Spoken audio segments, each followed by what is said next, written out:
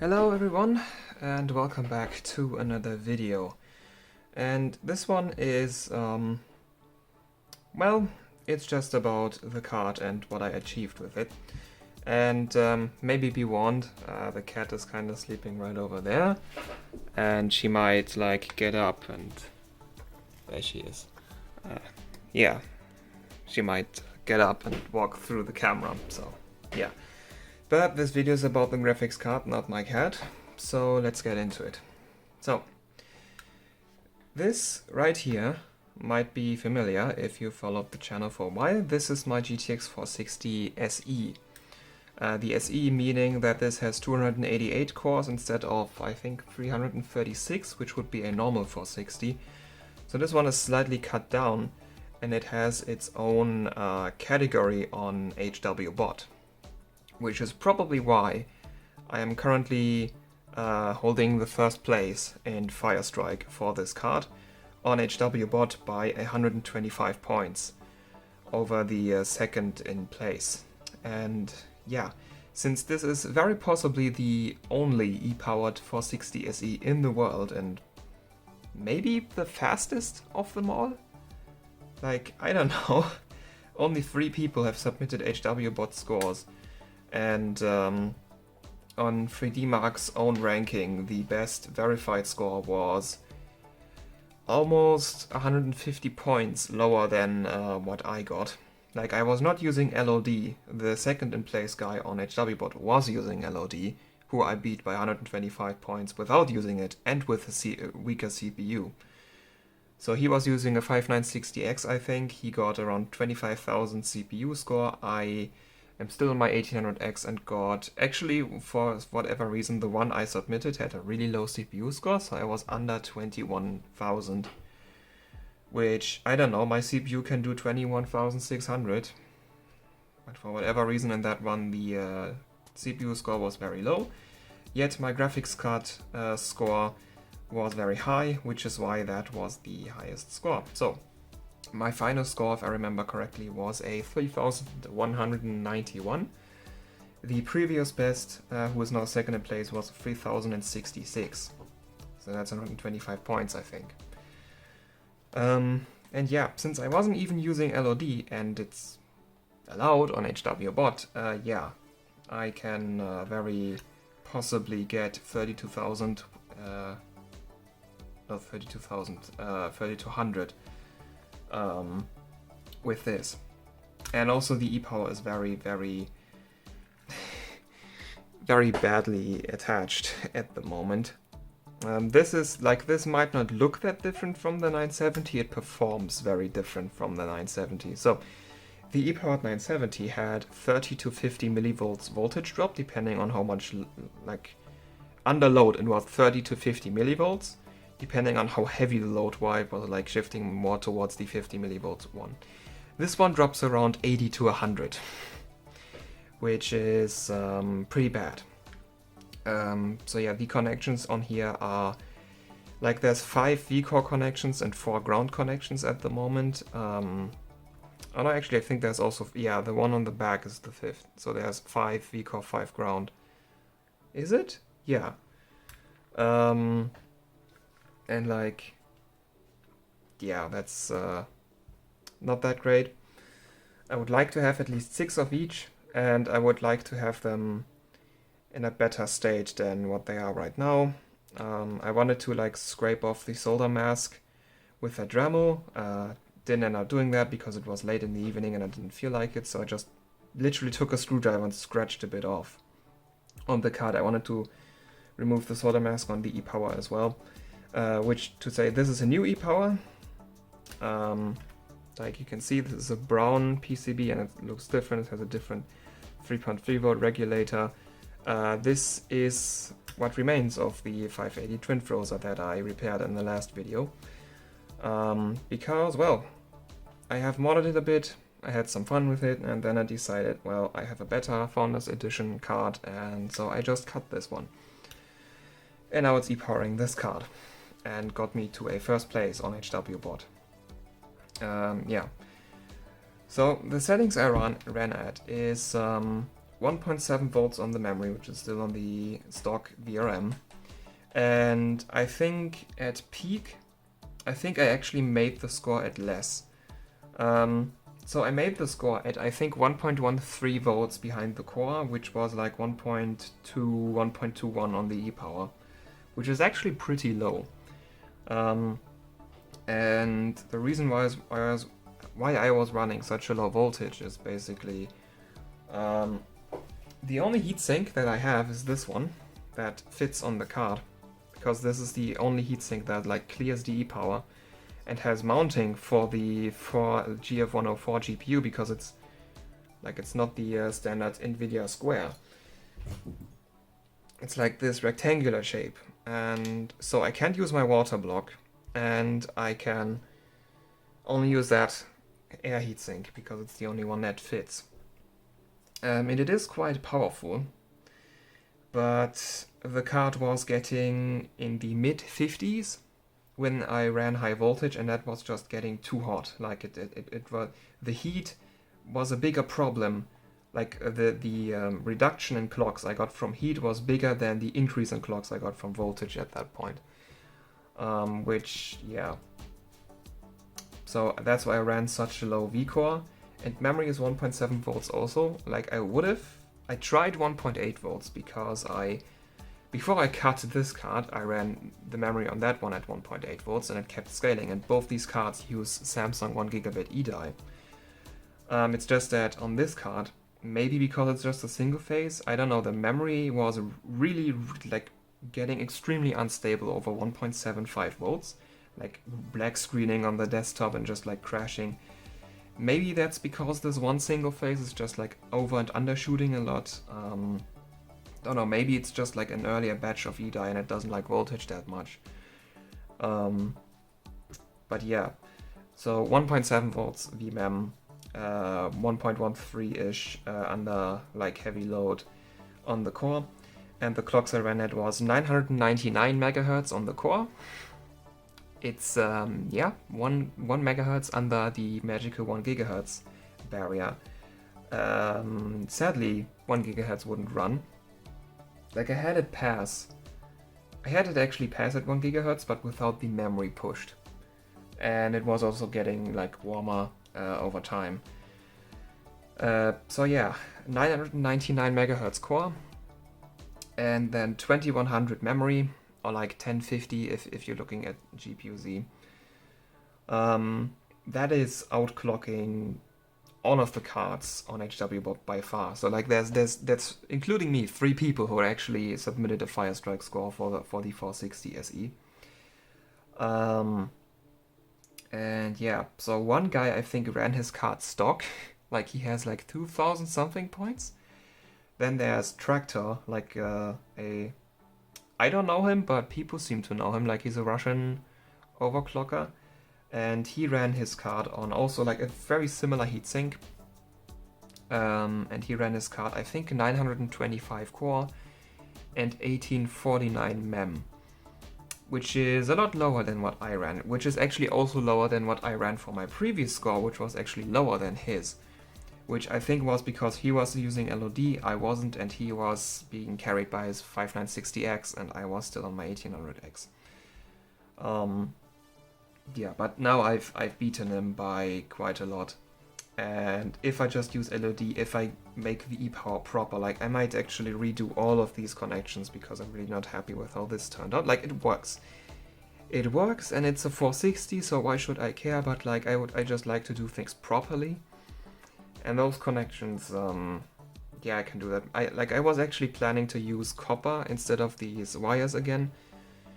But then I was like, yeah, this is gonna be a pain, and I just want this thing to work now. I just want to have a session with it, and then I'll deal with it later, which is exactly what I'm doing now.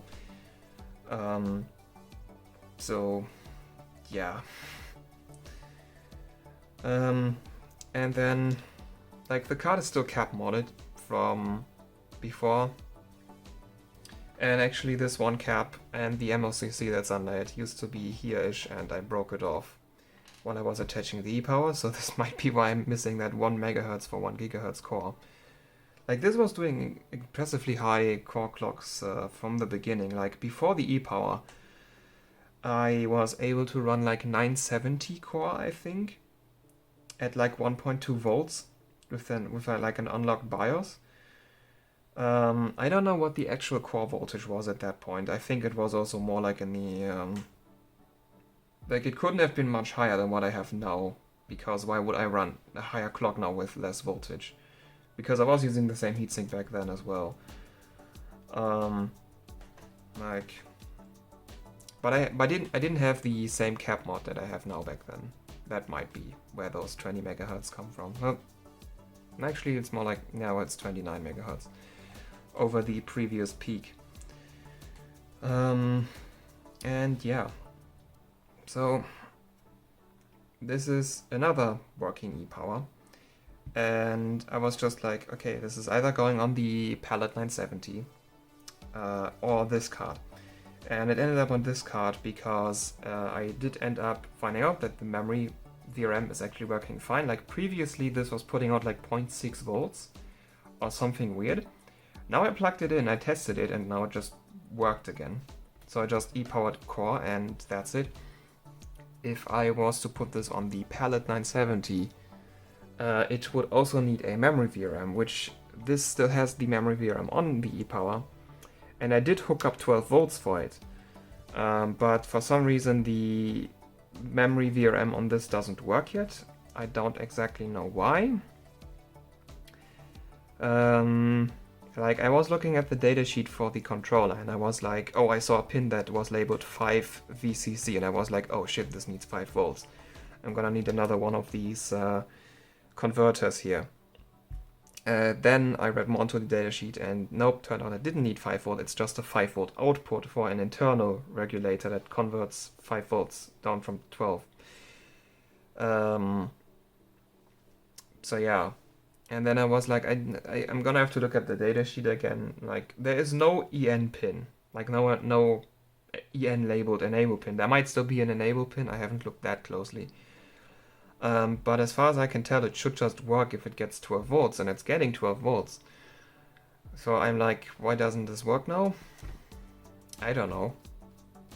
Gonna have to look into things. Maybe it's also just the... No, I actually tested that.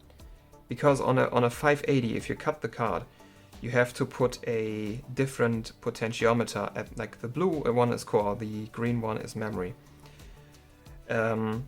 If you volt mod a GTX 580, that's still in one piece. Like I use a 100 ohm potentiometer, but when you cut the card and you make an e-power of it, you need a 1000 ohm potentiometer because the resistance of the feedback circuit changes, and if you have a 100 ohm potentiometer connected to that, it just makes the VRM go to a weird voltage and it detects a fault and shuts down. So you need to use a 1000 ohm potentiometer for the core. And I was thinking like maybe the same is true of the memory, but I actually disconnected this for a while and then tested if it worked, and it didn't. So yeah, it's not that. Well, yeah, I might get the memory VRM on this working. Would be nice if I could. If I did, I would probably just push the card a bit more, like get a score where I'm like, yeah, okay, I'm not gonna get much higher.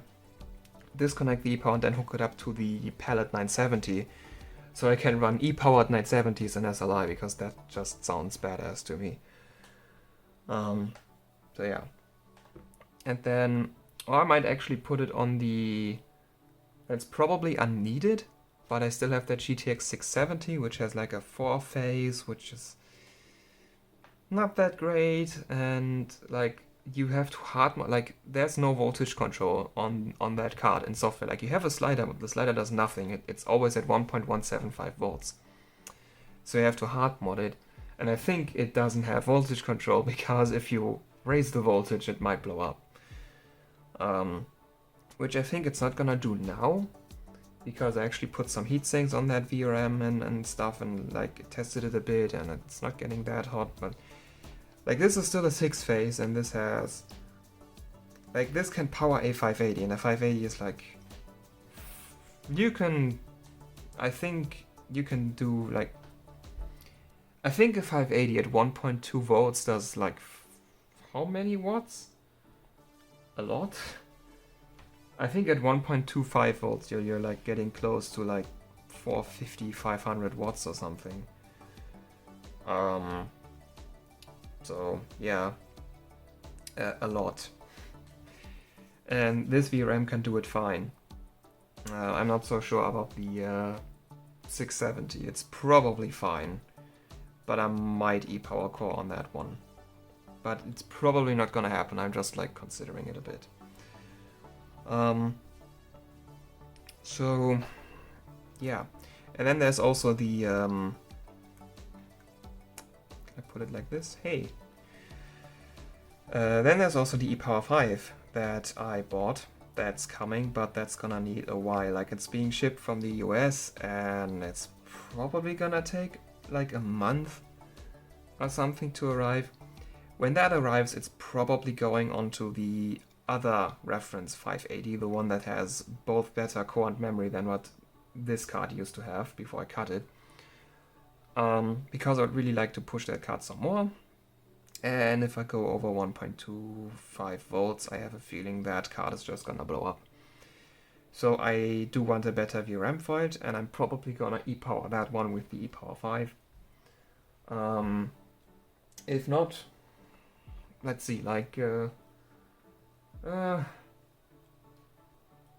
just thinking of other cards, like I don't know, I could e-power one of the 480s. That would be an option. Just like, yeah. And then I'm just thinking, what cards? Like, I have the Zotac 780 Ti, which is a reference card. That one needs an e-power if you push it. I just don't know if I'm brave enough to like e-power a 780 Ti, because those are actually quite expensive, and if I break it, I'm not gonna get a new one. Though, like, I haven't killed a card by e-powering it yet. I've just killed e-powers that I tried to make. Like, at the moment I have like a 50% success rate of making e-powers. So like, I have this one works, the one on the 970 works. Then there was one that failed because the regulator I soldered to it, or more like glued to it, was faulty and it killed the PWM controller. And then there's the gain wall thing, which might still work out, maybe. And this is really wobbly. Another reason to go with copper over cables. Yeah. So like, there's a couple things I could e-power. But the ePower 5 is probably going on to the other reference 580, because then I can run that card with direct CO2 in SLI, and then I have two cards with good enough VRMs and good enough cores, and both of them are E-die, which is like an issue when you could say just run the Lightning, or like just run one of the Lightnings. Actually, I don't know, my first Lightning might be E-die, but the core on that one is not that great.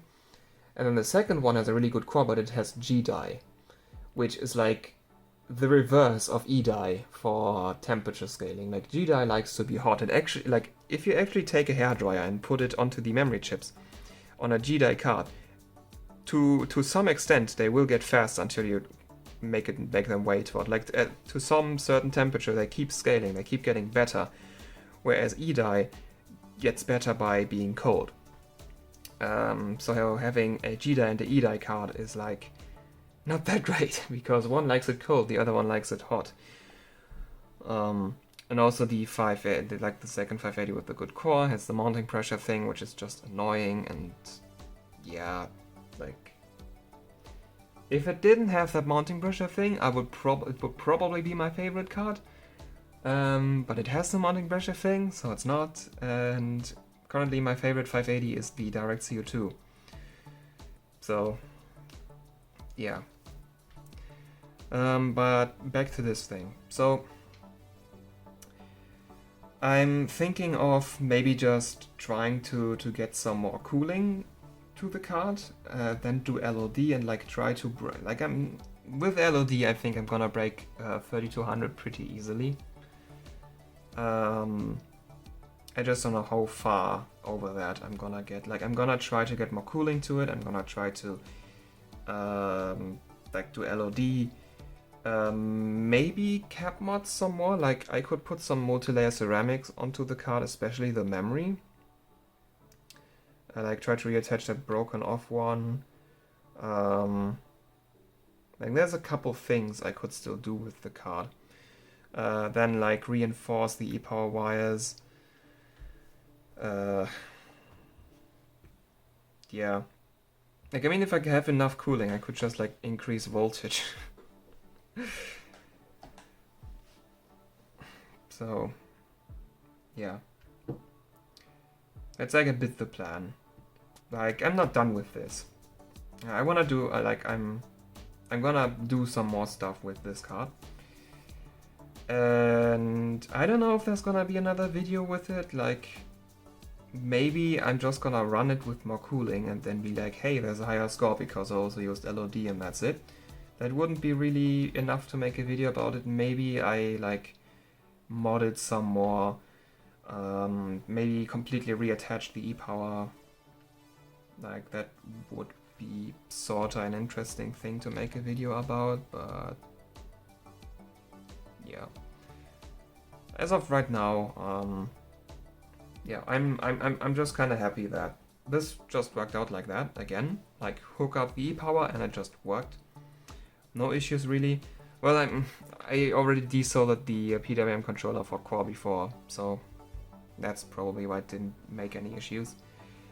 But like, it works good enough, even though this one is performing worse because those connections are like a bit bad. But yeah, I mean, at least I got a first place on HW bot in a category that only 3 people run, but still, it's technically first place and technically a world record. Like, this is very probably the fastest 460 SE in the world, which is only not that big enough achievement if you think about it at 460 SE. Like, I didn't even know these exist. This was sold as a 460 and I got a 460 SE. So yeah, I think like was this even available? Like, if this might have been an OEM only card. Like, yeah. As far as I know, this card almost doesn't exist. I know of this one, and I know another guy who had one, and that card actually died, which is why he didn't take my score down on HW bot. But yeah. I mean, at least I can now do clickbait stuff and be like, yeah, this is the world's best 460 SE, which is not a lie, it's just like not really special. So yeah, I am rambling on for enough time now. So yeah, I guess my second e-power did work out, less good than the first one because I didn't really try on this one. Like, it's a 460 SE. Like, who cares? The 970, that's actually a card that I do like, because I've heard that Maxwell like really like starts chugging power and like I've heard Maxwell can get pretty beastly when you push it. Fermi does have the infamously high power consumption, but if you push it, it's not really going that high. Like, if you push a 780 Ti, a 980 Ti, a 2080 Ti, all of those will have much higher power consumption if you push them than like a 480 or 580. So like, Fermi is pretty power hungry out of the box, but doesn't really get that much worse if you push it, whereas everything else is much more efficient out of the box relative to what they do when you push them.